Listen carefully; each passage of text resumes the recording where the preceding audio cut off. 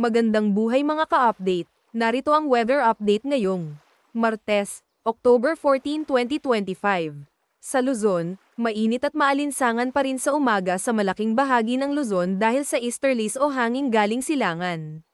Sa hapon, posible ang thunderstorms at kalat-kalat na pag-ulan, lalo na sa Cagayan Valley, Calabarzon, Kalinga, Apayao, Catanduanes, at ilang bahagi ng Southern Luzon.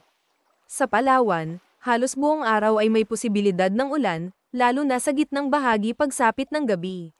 Sa Metro Manila, maaraw sa umaga ngunit aasahang kukulimlim pagsapit ng tanghali hanggang gabi na may katamtamang ulan dahil sa thunderstorms. Sa Visayas, uulanin ng Bohol sa umaga, habang sa tanghali ay magkakaroon ng mga pag-ulan sa Iloilo. Sa hapon, malakas na ulan sa Northern Samar, habang sa gabi ay posible ring umulan sa Southern Negros Occidental. Sa kabuuan, bahagyang maulap hanggang maulan ang panahon sa ilang lugar. Sa Mindanao, maaraw sa umaga ngunit pagsapit ng tanghali hanggang hapon, posibleng malalakas na ulan sa Zamboanga Peninsula at Sultan Kudarat.